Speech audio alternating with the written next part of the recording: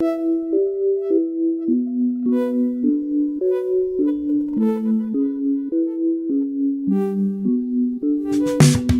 we are talking to Ryan Bethencourt, a scientist and entrepreneur whose aim is to positively impact the lives of the 7+ billion people on the planet and billions of animals through applied biotechnology. He's currently a partner at Babel Ventures and an investor and advisor to over 80 biotech startups. He's also known for his work as co-founder and venture partner at Indy Bio, a biology accelerator and early-stage seed fund. Currently, he is CEO of Wild Earth, a pet food company that is challenging the status quo with a clean protein formula for pet food made with Koji and without animal ingredients. So you may ask, what is Koji? Koji is mycelium, which is a fungus that holds the record for the largest organism on Earth. There is no doubt that fungus holds many secrets. For example, while mycelium looks and acts like roots, mushrooms are the fruiting bodies of mycelium. It is like apple to the tree. Interestingly enough, mycelium helps trees absorb water and nutrients, boosts their immunity, and helps everything on the forest floor to communicate. Mycelium has been said to function as a natural internet, its connective structures carrying messages. As we will learn today, it has the potential to revolutionize not only the pet food category, but represents a class of organic matter that, if properly cultivated, will almost certainly help us with our growing food security problem. It's really great to be with you today, Ryan. How are you? Hello, Ryan. Good. Thanks, Alex. Thanks, Diana. Pleasure to be with you here today. So are you sitting in California right now? I am. I'm actually sitting in our offices here in Berkeley over at Wild Earth. Yep. I'm sure the weather is much better there than it is here in New Jersey. Yeah, today the weather is great. Yeah, it's a great day today. Nice. Good. Great days are good. Yeah. So I wanted to start off kind of with a context here. You're doing a lot of really interesting things in the alternative protein field, but specifically what Wild Earth is about is creating pet food. Yes. And I know that you went to market as kind of like a test case to start with treats for dogs. Yep. So one of the main ingredients is Koji. Is that correct? That's correct. Yes. Yeah. And so I saw, Netflix, everybody watches it. And I recently binge watched a show called Salt, Fat, Acid, Heat, who is by Samin Nosrat, who wrote, a James Beard award-winning cookbook. And so they did a series on Netflix. And in the second episode, she goes to Japan and meets with a master miso maker named Koji, who, in the whole process, let me just get this really quick, she steams and mashes soybeans, and then she takes rice, which is impregnated with Koji, then adds salt and squeezes out any air or water and into an earthen kind of jar and puts weight on it. And it waits there for up to 3 years in this jar, at which point the Koji has broken down and transformed everything into miso paste.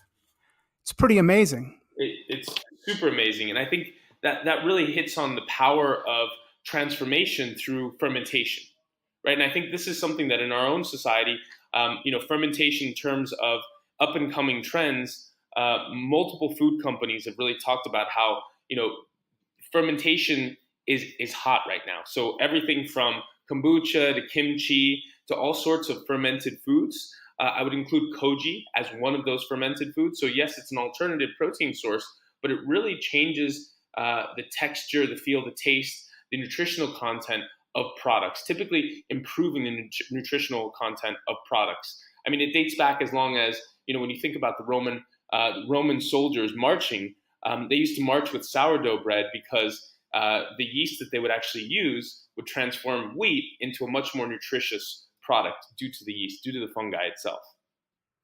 Right. So Koji is essentially a living organism. Would that be a correct statement? Yeah, it is. I mean, it's part of the third kingdom of life. So we basically have plants, we have animals, and then we have fungi.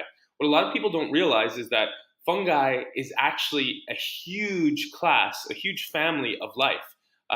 There are about 400,000 species of plants, they're estimated to be about 5 million species of fungi. Many of them are edible.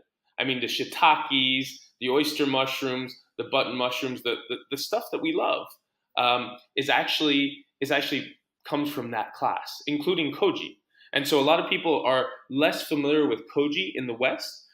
It's definitely penetrated high cuisine, I would say. So many of the top restaurants in San Francisco, New York, Los Angeles are now using koji as a transformational agent. I think what you saw in the Netflix documentary was exactly that. It's really coming into cuisine.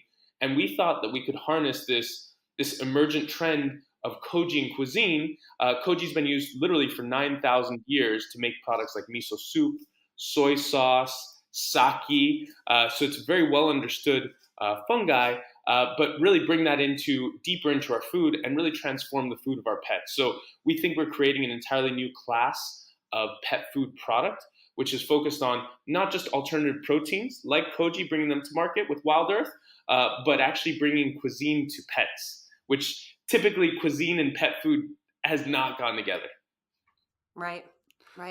Yeah, I know that koji is the national fungus of Japan. And like you said, it's been used in soy sauce, miso, sake. And from what I understand, it gives food like that umami flavor. It does. So the umami flavor is that flavor that we all love, that savory flavor. So when you have a bowl of miso soup and you drink the bowl, the little like savory aftertaste, which is really, a great taste. It's kind of that Moorish taste. That taste comes from the koji itself.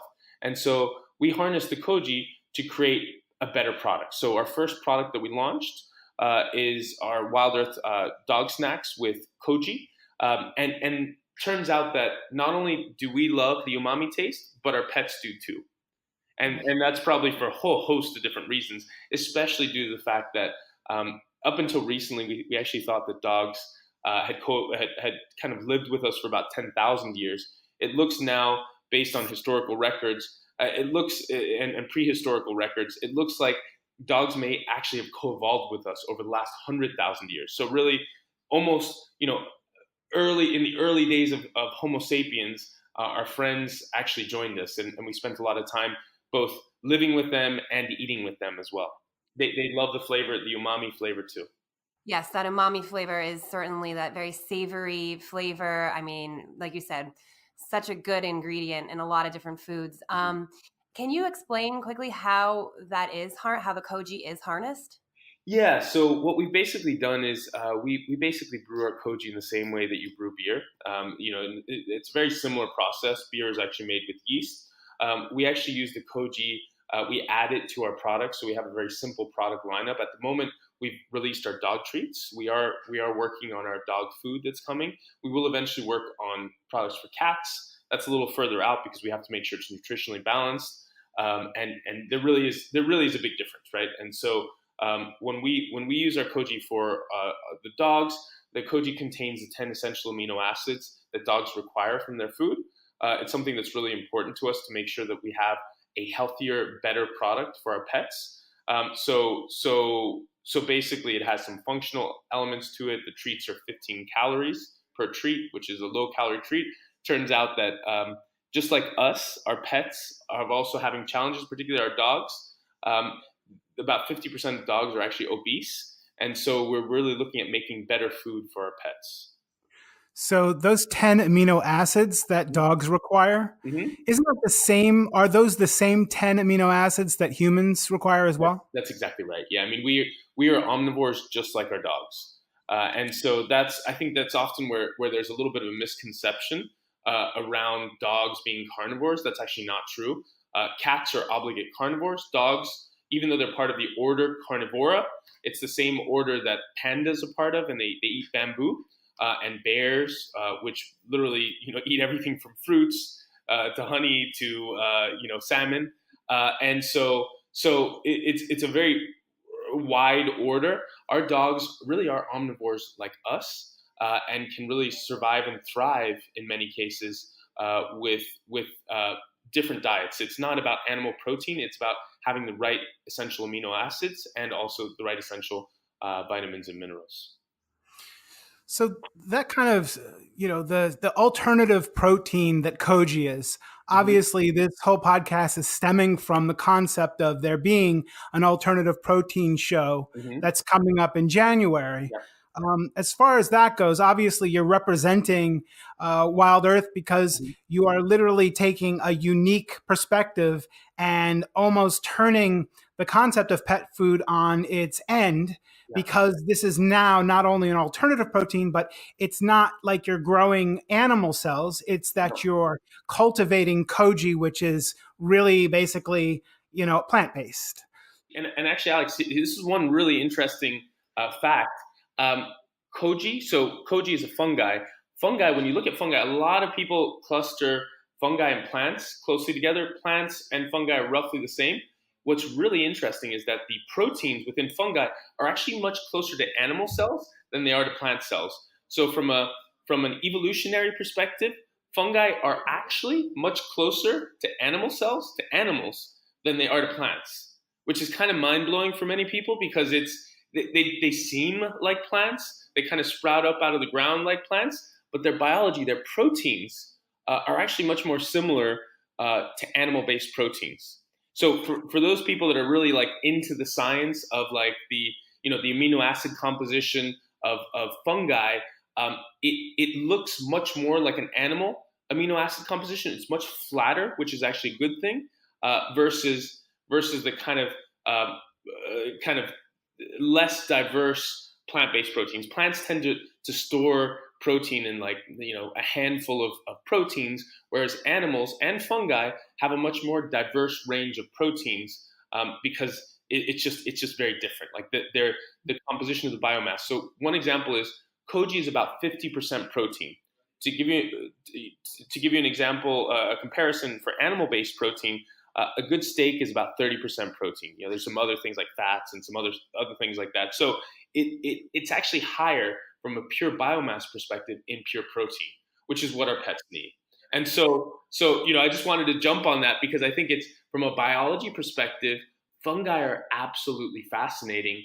I think it's actually fungi are the future of food for the majority of us. I think that there are a whole host of alternative proteins, both in plants and in animals, that will also be incredibly important in our diets and our pets' diets. But I think that fungi are going to make an even larger proportion of our caloric intake in the future because they're easy to grow. They can turn essentially carbohydrates and sugar into high quality protein. And it's something that we know how to grow and scale from bioreactors to like solid mushroom farms. Well, all I know is that fungus and mushrooms have more recently just been in the spotlight, and rightfully so. I didn't realize that they were that close to animal proteins, which is really interesting for the fact also that they're kind of there's almost some mystical powers that are associated with things like magic mushrooms, Yep. etc. Yep. And a lot of research that more recently has sort of come to bear. Yep.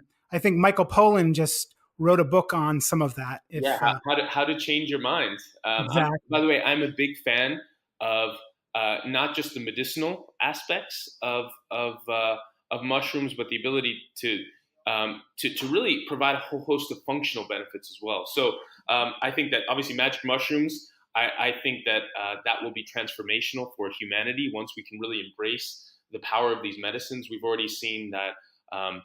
They can be used to treat people who have treatment-resistant depression, soldiers that come back from war who have PTSD. It's very powerful medicine. Obviously, we're still in the early days of some of that research, but there's also, when you look at mushroom as a food, as a nutritional food, in a medicinal perspective for us, for our nutrition, they have a whole host of benefits. So shiitakes, reishi mushrooms, turkey tail, these all have really incredible benefits. I mean, when you look at some of the actual therapeutics that have been developed for disease, like actual drugs, some of them actually come from mushrooms. So there are actually some drugs that I believe it's Gleevec is one of them that actually comes from mushrooms itself because it kind of makes sense. Their biology is more similar to ours. They have a huge range of species and diversity. And so really the biodiversity is just an incredible place to discover absolutely new molecules and new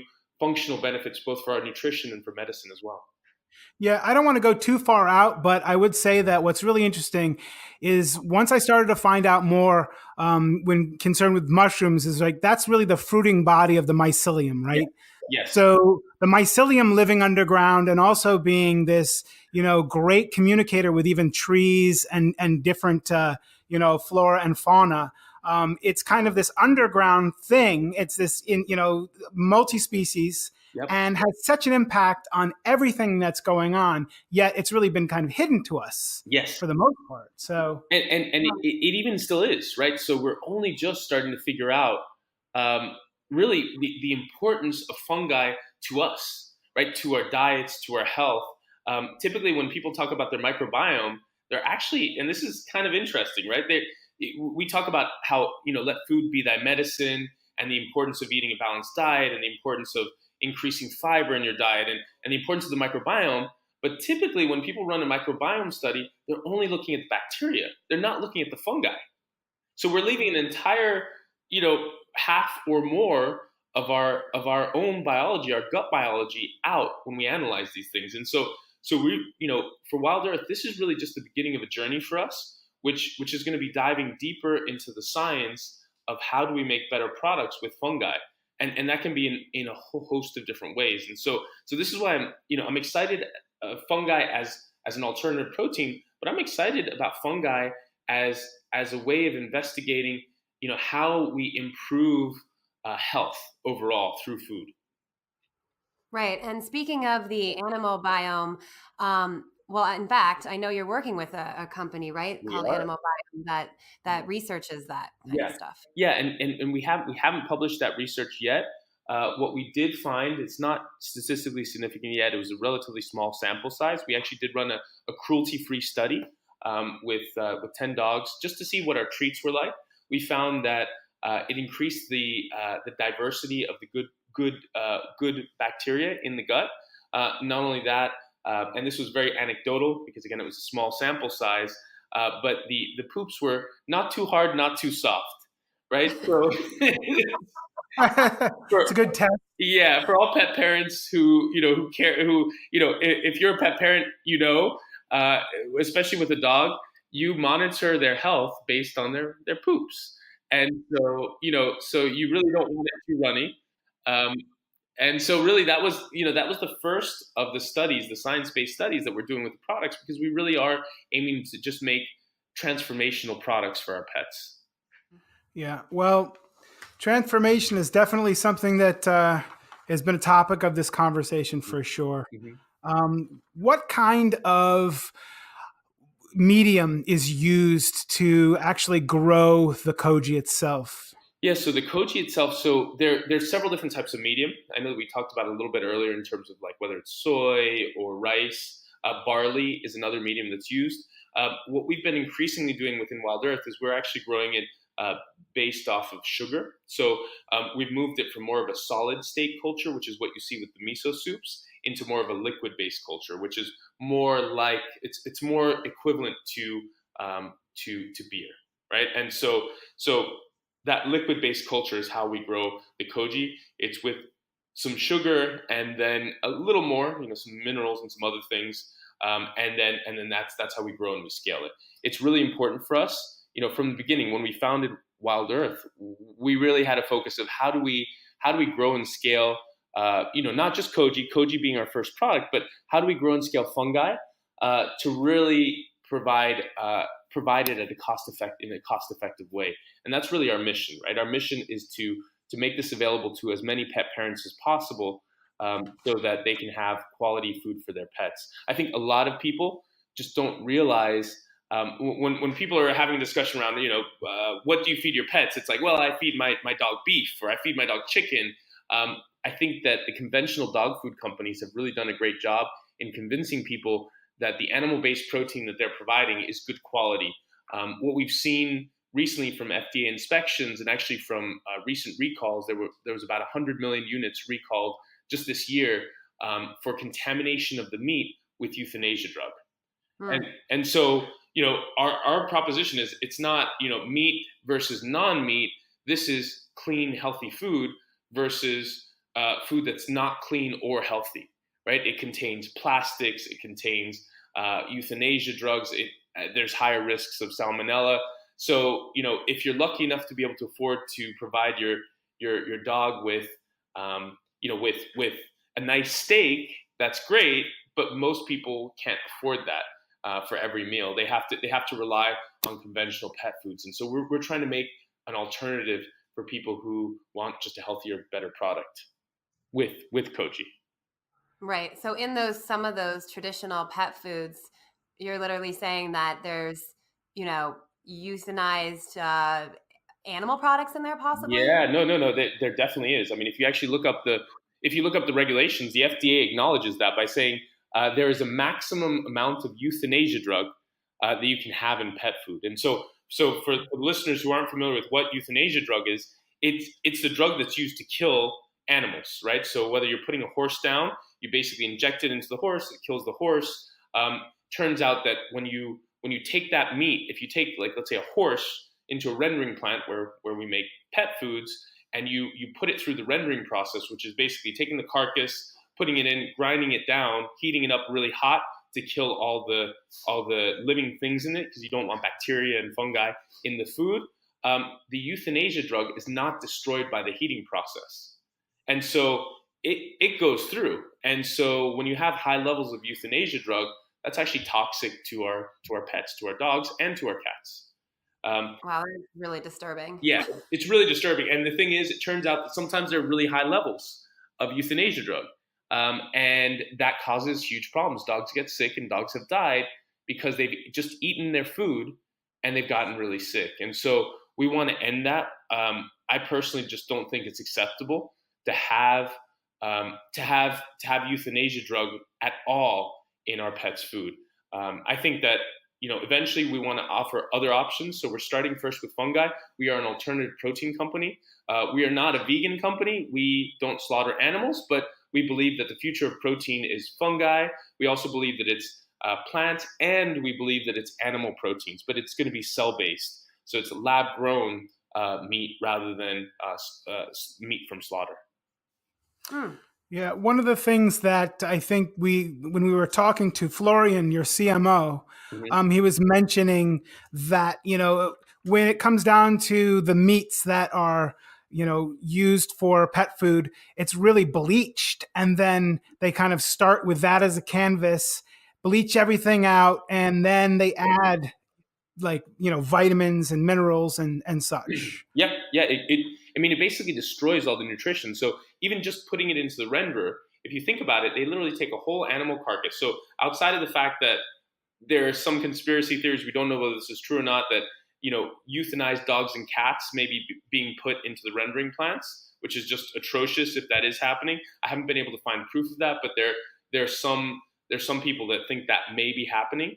But what we know at a minimum is that euthanized horses are getting in there.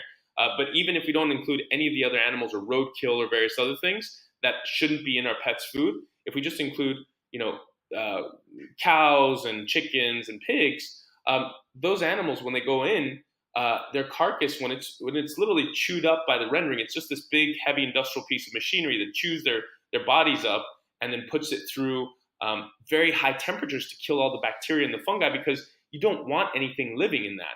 And so it's just really a gross process, outside of the bleaching and then re-adding the nutrients. And so that's just something that clearly, if you heated something up to a very high temperature to destroy anything living, it doesn't sound like a nutritious meal. Like, I don't think anyone would say, oh, well, hey, let's just blast our food at the highest temperature possible and then eat that because it's still full of nutrients. We know that the vitamins are destroyed. We know that it's just the structures of the actual food itself is destroyed.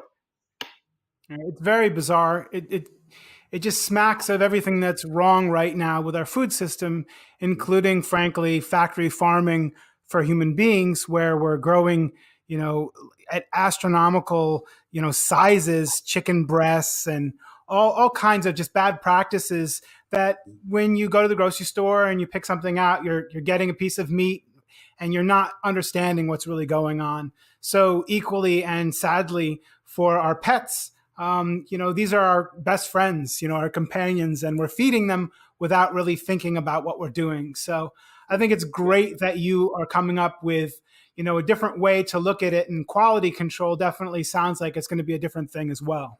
Yeah, entirely different. And everyone wants what's best, especially for their pets and for themselves, right? No one wants to eat bad pieces of meat or have animals that have been treated really cruelly. I think most people are like, hey, I'd like some meat, but I'd like it to be, the classical kind of beautiful farm with a nice pasture, and the cow has lived its life, its best life, and then just one day it ends up on my plate. The reality of it is that is not how 95% of us eat, and 95% of the world eats. It's factory farms. It's really horrible conditions. It's animals that have to be on antibiotics and various other things because otherwise they're just too crowded, too sick of an environment to actually get anything that's edible out of it. So I think I'm really excited about what's going to be happening over at the Alternative Protein Show. I think we're going to be talking about the future of protein for all of us in terms of how we can make healthier, better protein. Not just from an environmental perspective, not just from a health perspective, but obviously also from the way that the animals are treated perspective, which is really important. Right, absolutely. And then when you're talking about, in comparison, obviously the way that your food is made and your treats. So after you ferment the koji and dry it out, as you have that solid, right, that protein, Mm-hmm, mm-hmm. and then it's like a powder, is it, that almost like gets added? It's like a powder. So typically what we do is from there, we don't go into too much of the specifics of how we do it, because in the food industry, I'm sure you're familiar with what, everything's a little bit kind of like, oh, well, we don't want to let people know where our co-packers are and all of this sort of stuff. But Right. we basically take the koji, we combine it with our ingredients, and happy to kind of give you a little bit of insights into our ingredients. Our ingredients for the treats are incredibly simple. We really want to focus on clean, simple foods. So our one of our sayings is we believe that the future of pet food is an ancient protein, and so really that's we're combining that with the experience, the thousands of years experience with koji, produced in a new way, but with really clean ingredients. So things like pumpkin, oat flour, some peanut flour as well. We really created for our treats. We actually tested in a cruelty-free way. We tested 100 different variants, and I'm happy to kind of chime in on what cruelty-free meant as well. But we really crafted a product that's made for our dogs, that dogs love. And so what we found is when we've been spending a lot of time in farmers markets and holiday markets with our treats, we're finding like 90% of dogs just love our treats. And so that's something, and that's because we really developed our treats with science, with really rigorous testing to figure out exactly what works for a dog's palate. I've eaten lots of dog treats, fortunately or unfortunately, both ours and which are great, but then also lots of really gross, unflavorful dog treats. And you can kind of understand why dogs don't like all dog treats. Some of them literally taste like cardboard. When I one of the ones that I ate, I was like, I literally feel like I've just eaten a piece of cardboard. And so we've really focused on creating a clean product, but that dogs love too. So, being that we're talking about food, I mean, that's their first product that's a dog treat. And I know that you're going to get into the full up dog food, but seeing that we're talking about food and, the buzzword protein or alt protein is huge here because it's relevant. But I understand there's 6 major classes of nutrients. So there's protein, fat, carbohydrates, vitamins, minerals, and water. Yes. Now, how is koji? Is koji only a protein, or how does the food intend to evolve to encompass all of those things? Yeah, koji is a whole food. So because we're using the whole organism, it's actually a whole food. So it includes all of those nutritional factors as well. For the food itself, we have to make sure. So for the treats, it's a whole food. It's great. It has 10 essential amino acids as well as other vitamins and minerals, some fats and some carbohydrates. But for the food, for the dog food itself, that's taking a little more time because we have to make sure that the dog can eat this food and really thrive just off of this food. So if you think about it, our dogs live, they have 2 meals a day, and they really have to live. They have to survive and thrive off of the food that they're fed, the dog food. And so we're really crafting that with a really tight nutritional profile to make sure that it exceeds all of the metrics that are necessary for like the amino acid content, the vitamins, and the minerals that the dogs require, and the carbohydrates as well. Mm-hmm. Sure, because one of the things that happens when one of your animals gets sick, if you go to the veterinarian, oftentimes what they'll do is they'll give you a subscription, or rather a prescription food. Yes. So let's say, something for, stones. Yeah. And then which is interesting because it's this whole tailored thing. One imagines that they're getting a special food because of the cost of it, but it's probably really just manipulated just so a component is not there, and otherwise is pretty much the same as all of the regular stream of food that you're getting. Would that be a correct assumption? Yeah, that's exactly it. And actually, so interesting enough, when we first launched, we had a ton of interest from veterinarians, which actually, to be honest, surprised me. I was like, what are the veterinarians interested in? It turns out that many dogs are actually allergic or sensitive to animal proteins. So if you look at actually a lot of the sensitivities or allergies that dogs have, there are lots of dogs. I don't know if you've experienced this yourself, but there are dogs that have like allergies to like beef or pork or chicken or salmon, and so they struggle to find the right food. And this is where a lot of these prescription diets come from. And so vets actually approached us about hypoallergenic treats because our products are based on fungi, on Koji. That's an entirely different alternative protein, which is not an animal-based protein, which was really surprising to me that they were really looking for alternatives. But the more I looked into it, the more I realized actually they're really desperate for alternatives. And so are the pet parents, because we're seeing like the craziest things. Like we're seeing, dog parents feeding their dogs kangaroo because their dogs are allergic to many of the conventional pet foods. Oh my gosh. Yeah, I mean, they're literally flying in kangaroo from Australia to put into pet food. Oh my goodness. That's pretty crazy. It's totally That's crazy. dedication, love, and a little sad. Yeah, it's just, but I think it's a desperation. It's like, my dog is allergic to like everything I've tried. I need something else, and oh look, there's no allergy, there's no sensitivity there's no itchiness, there's no diarrhea to kangaroo. Great, I'm gonna start feeding my dog kangaroo. But the reality of it is, we can achieve the same thing just by providing alternative proteins like Koji. And so that's really where I want to lead us on a path in the pet food space. And what's the time frame do you anticipate for the dog food? So we'll probably be out mid next year with the dog food. We're trying to come out sooner than that, but we want to make sure that it's formulated right. It takes a bit of time to scale it as well. Right. Is it going to be dry or wet, or are you going to have both? It'll be dry. So one of the really important things that and I would say it's also a lesson. I know we've talked a lot about the science behind new alternative proteins, but I think it's really also important to talk about the consumer experience and the interaction with the marketplace. So Wild Earth is one of the first alternative protein companies to come out onto the marketplace. There are a handful of other companies like Geltor and some of the others. Geltor brews collagen and gelatin. But there are a handful of other companies like us. I think in the marketplace, it's really important for us to realize that we have to be very responsive to the needs of our customers. And so we've talked to a lot of people who want to feed their pets better. They want an alternative to conventional dry kibble products, which they don't love because they know what's going into that food, the euthanasia drug, the plastics, all the various other things that are found in some conventional pet foods, but they can't afford to buy the ultra premium fresh food products. In some cases, I've talked to some pet parents. If you have a big dog, for fresh food, you're paying between $600 to $1,000 a month. I mean, it's a lot of money. And not a lot of people can afford that. And so, our mission is to make our products as available to as many people as possible. We're starting first with dry kibble because we think we can get to a cost competitive price point. Might be a little more than conventional kibble, but we think that we can provide a dry kibble that's just a lot healthier for our pets. And we'll go from there.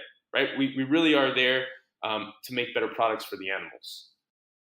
I was curious about your price point too. I was going to ask about that because it does seem like a more premium product. Yeah, I mean, there's a little bit of a price point increase right now. So when you look at our treats are $9.99. They're available at wildearth.com, and it's a little bit. It's kind of on the medium to premium side of the price point. But for a new product, we think that that's fair.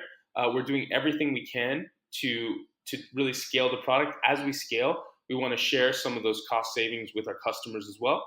So over time, we're hoping to continue to drop the price of our products. Again, our aim is to be accessible to as many pet parents as possible. And that's going to be the same aim for us for the dog food itself. So when we're looking at like premium kibble, we can be looking for, 20-pound bag. It can be as high as about $100 per bag of premium kibble. That's a little different from, if you can feed your dog for $100 a month versus $600 to $1,000 a month. Obviously, that's a pretty significant decrease in cost, but we think we can do better than that. And so we think we can get competitive with like mid to premium. So, looking at the $40 to $60 price range, it's dependent on, of course, our scale. So in the early days, we'll probably be a little higher, but the aim is really to be competitive with conventional pet food. So again, it's this really like we have a real dedication to our customers, both our human customers and then our furry customers as well. For our human customers, we need to make sure that we're cost competitive. Right. And you are, I know, working on scaling up, and you're moving to another facility soon, I hear? Well, yes. Yeah. So we are scaling right now.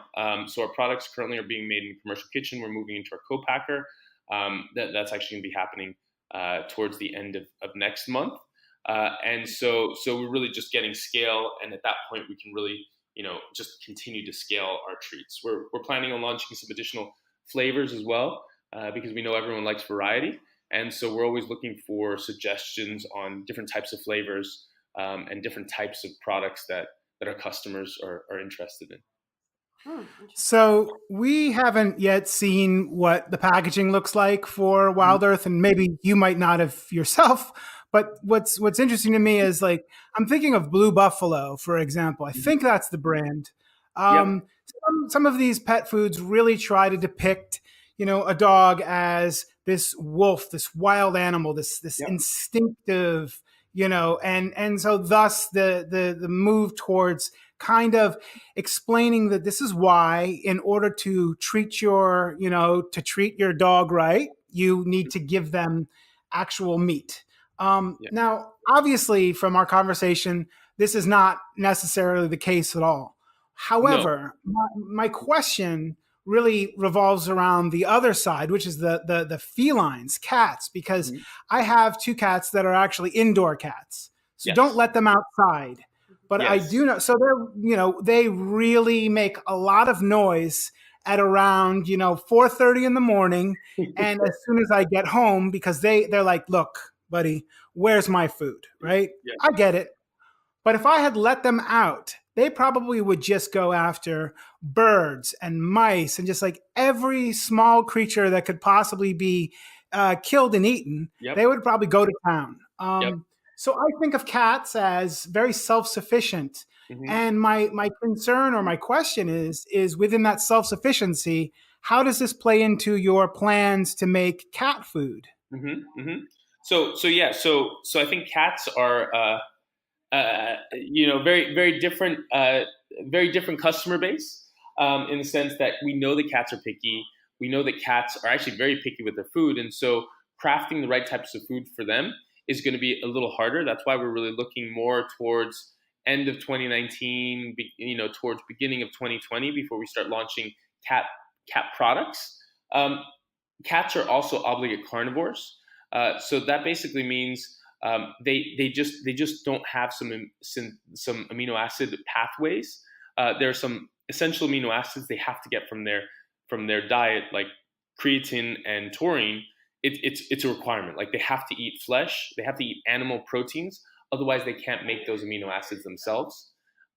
That's a really important point, and that's a really important insight. And so we have looked at lab-based or cell-based meats, cultured meat for cats. That's actually an active project in the sense that we're looking into it and we're researching it. We made mouse meat for cats. We thought that was kind of a fun thing. We did not kill any mice. We just cultured them in the lab, the mouse cells. We think that's probably the way we're going to go with cat food. It'll probably be a mixture of fungi, maybe some cell-based products. And so it really just becomes a regulatory question at that point.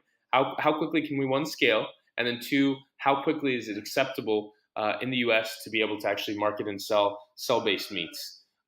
Based on what the USDA and the FDA are saying, it actually sounds incredibly promising that within a year or two, we could be looking at very clear rules and guidelines on bringing these products onto the market. I'm expecting some of the leaders like Memphis Meats to really be one of the first, or Finless Foods to be one of the first companies, or Mission Barns, or some of these others that are actually actively in development and are actively talking to the FDA right now. We'd probably come after that for cat-based products. Okay. Sure. So initially, the Koji-based food is really not going to have the same regulatory hurdles, but when you have to combine any cellular agriculture, it will be. It will be, yeah. And we really view ourselves as cellular agriculture. We're growing the actual cells, the fungi cells. The fungi cells, just turns out that we, humanity, have been growing them for much longer periods of time. We have deeper experience with them, but we view ourselves as a cell ag company in the sense that whether it's fungi-based cells or animal-based cells, that's still part of our mission. One thing that I will say, though, is that we've had on a couple of occasions, the cats, as you know, cats like to take what they want. The cats have actually come over and stolen the treats from the dogs, which has been pretty funny. So they've stolen them and eaten them in front of very upset little dogs. It's very interesting, though, because I'm just thinking, you're cultivating Koji, right? Yeah. You're cultivating, you're growing it. Yes. And the medium that you're growing with right now is a format of sugar. Yes, yeah. And so the sugar, so it's really important to understand that the Koji, as an organism, as a fungi, takes sugar as its raw energy source, and it converts it into essentially 50% protein.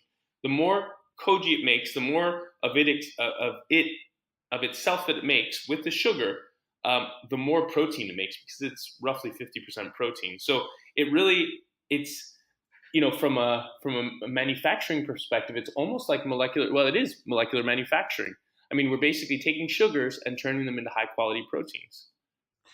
So in its natural state, does Koji seek out sugars in order to cultivate itself? It does. It seeks out sugars and carbohydrates. And so when it's breaking down the barley or when it's breaking down rice, it's basically breaking out the more complex carbohydrates from the rice and turning those essentially carbohydrates and sugars into protein and other things it needs to survive.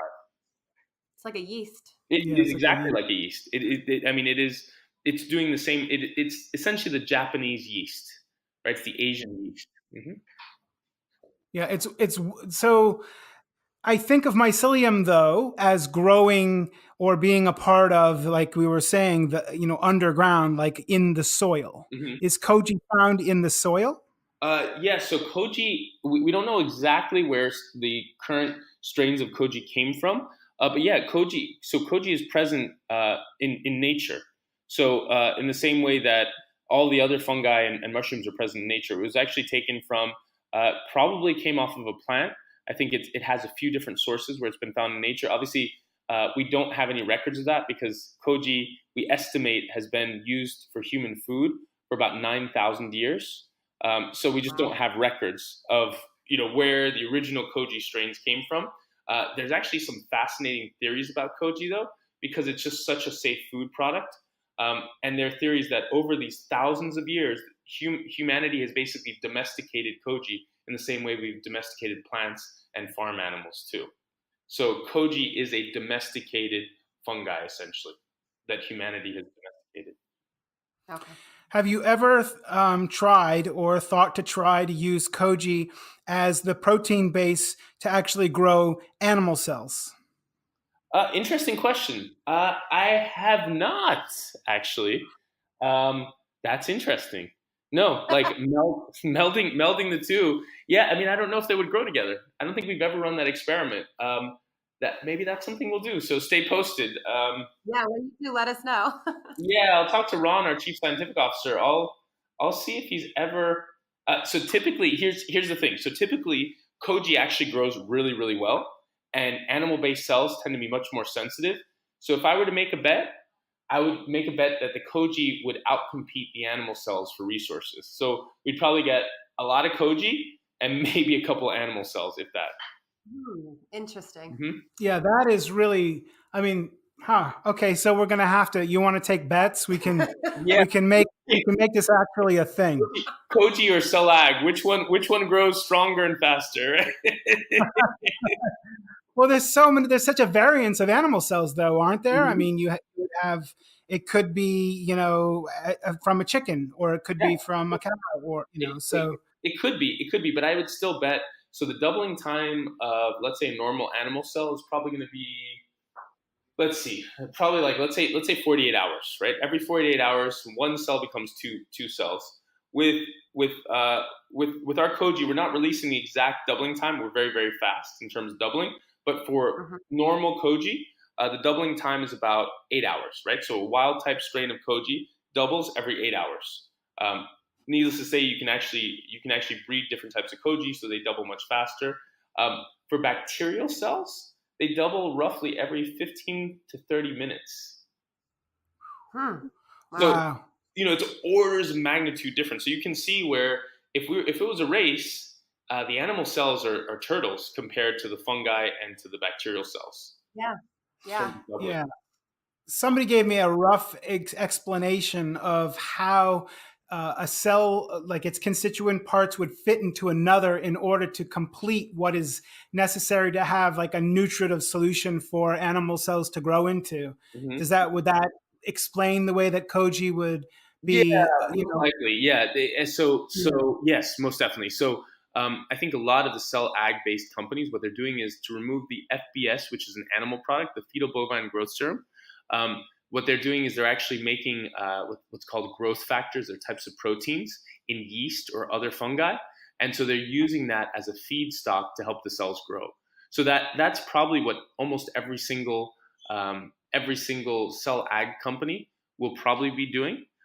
They'll have to use most likely fungi to make the proteins they need to continue to grow the cell ag, but they probably would just extract the proteins. They probably wouldn't include the fungi, the yeast or the other fungi, just because the yeast or Koji would probably outgrow and outcompete the animal cells. Right. Wow. Mm-hmm. Yeah, that is fascinating, I have to say. Yeah, it's interesting. Biology is so rich and so deep. When you start to dive into something as simple as a cell, right? Something as simple as a Koji cell. It's like, what can a Koji do? And then you realize that Kojis can be different colors. They can grow in different shapes. The mycelium can be longer or shorter. Turns out that Aspergillus oryza, there are multiple, like they keep finding new variants, new species of Aspergillus oryza. It's kind of mind-blowing how deep just one area of biology can be, just one cell, just one species. And it's the same for animal cells, right? In terms of if you're growing muscle cells, so myoblasts, there's a huge range of ways that myoblasts can grow, and it depends exquisitely on the biology of that specific cell, that specific myoblast. It can come from one organism or another from the same species, and those cells can grow differently. Right. Wow. So there's tremendous amount of variance and variables that how life exists, and not to mention how food can be cultivated for life to exist. Yeah. It's exquisite, right? Yeah, that's a good word for it. What's very interesting here is that I feel almost as if I'm going in and out of information that at one point I'm trying to reach to understand, and at another point is really kind of intuitive and almost common, because we're talking about food. I one of the things I love to say is that food, when you eat, it's an act of acceptance. it truly is. You're taking something into your body, into your person. So what we choose to do with that and how we choose to, proceed, knowing a lot of things that we're learning about really makes a difference, not to mention the fact that doing that for the animals that we love is equally as much a factor. That said, so a lot of this stuff, really, when it comes down to it, Ryan, is that you are looking at an end consumer. Mm-hmm. You're looking at animal parents, right? Yep. For lack of a better phraseology. Mm-hmm. And, it's pointing these things out and how to educate people. I know that one of the concepts here is that a lot of millennials will be interested in doing their own research for how this exists, Yes. or why it's come about. But really, no matter what, you have to make it digestible in and of itself. Mm-hmm. The language needs to be, pushed forward and needs to be sorted out, as well as like visually how you're representing this stuff. Mm-hmm. And a lot of, care needs to be taken in order to have that other half be the successful part of having the science create these incredible new technologies, these leaps in food, as well as how to explain it to people. Yeah, yeah, most definitely. And I think we haven't talked quite as much about the branding and the importance of really understanding our customers, but that's incredibly important. When we're looking at, we roughly know who our customer base is. It's mostly urban millennials who are first time pet parents or have had a couple of of pets prior, but really this is for them this is a very different experience because they view their pets as family members. They don't view them, gone is the time when, when you had a dog or a cat, you just left them out in the backyard and forgot about them. This is a very different experience. And so we have to be very mindful about that in terms of how we develop our products, the fact that we are cruelty free, right? We believe that it's really important for pet parents to know that conventional pet foods actually, in many cases, still test on dogs and cats in labs, which we think is unacceptable. And so, our brand stands for how we develop our products, not just the quality of the products and the quality of the food and the fact that it's healthy and it's tasty, but in everything that we do, we want to be really very mission aligned with our customers. Their mission is our mission and vice versa. Right, exactly. And getting that message out there is really the critical point of it all. Yeah, most definitely, and that's hard, right? That's hard because there's a lot of noise out there, and there are a lot of companies that say they care about dogs and cats and animals and the planet and sustainability and healthiness. But when you're looking at a pepperoni that's filled with junk and calories, and not much nutrition, it's not really making a statement, in terms of all of those values. And so we live our brand values. Like we believe that our mission is just as important.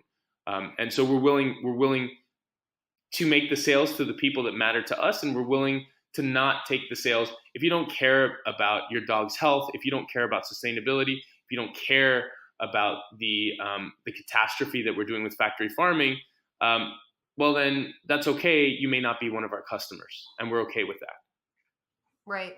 Yeah, absolutely. I mean, there's clearly a segment of people that, do care. And I think a lot of people do. To your point, it's like a family member. Yeah. So I think that your product is going to be well received. Well, thank you. Thanks very much, Diana. Well, I mean, so far the farmers markets, we've had a lot of, great feedback. So it's been great to go out there and like meet our customers. We are doing direct to consumer. We are selling online, but it's just nothing beats talking to customers in person, and literally getting them to buy a package and try it out, and getting direct feedback from them and their dogs right there and then. Yeah, that's what it's all about, Yeah, for sure. Definitely what it's all about.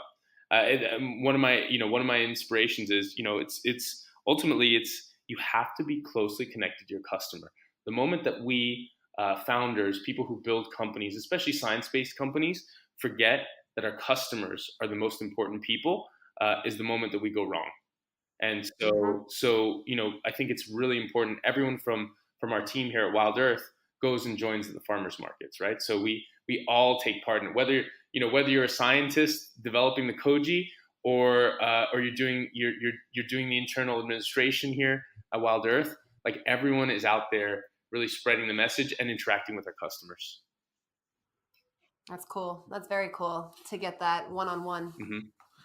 So when you are going to be at the Alternative Protein Show, Mm-hmm. I understand that you do have some real links to some of the companies that are going to be there, in that they may have come from a spinoff from the Indy Bio Accelerator that you were a founding partner of. Yes. Yep. They definitely did. So yeah. I mean, I was lucky enough to be part of Indy Bio. Myself and my co-founders, we started Indy Bio. Now it was nearly 5 years ago, and about 30% of the companies that we invested in were future food companies. The other 70% were classical biotech, so cancer therapies or regenerative medicine or new types of biomaterials. But what we really found is back then, so this was nearly 5 years ago, people thought it was really crazy when we started to fund these companies. These deep science-backed food companies. So our first investment was Clara Foods. They brew egg whites. I think they'll be able to, the Alternative Protein Conference. Then we backed Memphis Meats, which was the first true cell ag company in terms of launching the meatball and all of that sort of stuff. Right. Funded Finless Foods, which obviously is making sustainable fish. So they make cultured fish, starting with tuna, and they have a few other varieties of fish. Then we backed New Wave Foods, which makes plant-based shrimp. Gelator, which brews collagen and gelatin, so we can actually make pork gelatin in a bacteria. So people thought this was just like a crazy thing, and of course, fast forward nearly 5 years later, it appears that combining science and innovation in food, which actually humanity has done since we've existed, was the right way to go. And so we had faith in that. We had faith that if you could talk to people about the science, explain the science to them, why it's so important, the health benefits they would get, the environmental benefits of just making food in a more sustainable way, people would really get it. Outside of, I think Monsanto did some really terrible things because they were messing with people's food, but there was no benefit to people. It was like, hey, we're going to make a couple more pennies by messing with your food. That just doesn't work for people. You have to say, hey, we're going to do this with science. We're going to tell you everything we're doing, be super upfront, and then say, here are all of the environmental, the animal, the health benefits of these products.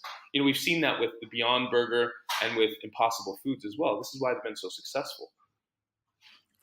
Yeah. I think the way that I would size you up is you are a rocket scientist and an astronaut too. Oh, right. I like that. Well, I'm out here in the void waiting for more of my fellow astronauts, right? There are a few of us out here, so I appreciate that.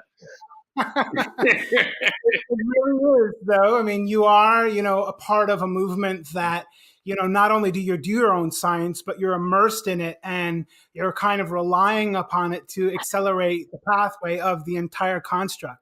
Yeah, it's a lot of responsibility. Yeah, no, definitely, and I think this is definitely one of the hard things. I support the movement overall. I've been delighted to be able to back some really incredible founders through Indy Bio, and actually I still do some venture investing through Babel Ventures as well, which is a venture fund that I'm a partner at still. But I think it's really important for those of us that have been lucky enough to back some of these companies to also realize that we have to be able to help them as they grow and they scale. And that was part of the reason why I thought it was so important for me to become an operator again, for me to actually build something. I saw there was a huge need in the pet space.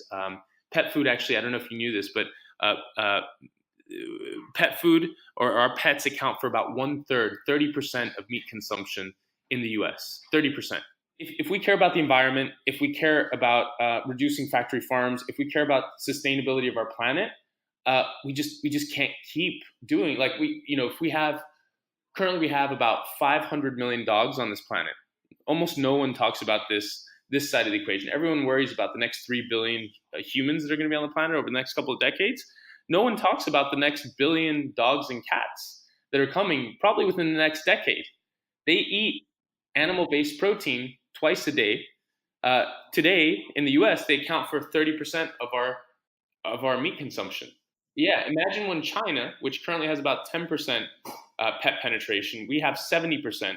Imagine if China matches us. Imagine if there are another 600 million dogs and cats just in China, not including India, right? We could do the same thing in India, where we'd see over a billion dogs and cats just between China and India, not including Africa, not including Latin America. How do we feed them? Yeah, reality is very close to us, but we just can't see it. Yeah, exactly. It's here. It's like literally here. And so I think we can use, and we have used, science to solve some of humanity's biggest problems, right? And I think that is the path forward for our food, for our pets, and for us too. Absolutely. Well, I have to say that it's really been a pleasure to get a chance to speak with you.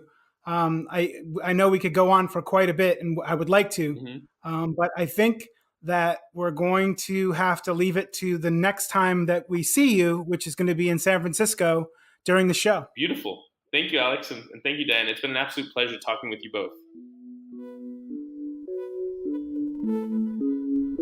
And that was Ryan Bethencourt from Wild Earth. Awesome talking to you, Ryan. And if you guys would like to learn more about Wild Earth, visit wildearth.com. Yep. And if you're interested in hearing more about us, we're at BrandFirst, N as in Nancy, J as in jalapeno.com. Looking forward to seeing everyone at the show. That's right, the 16th of January. Every listener has to go. It's mandatory. See you then. See you there. Bye-bye.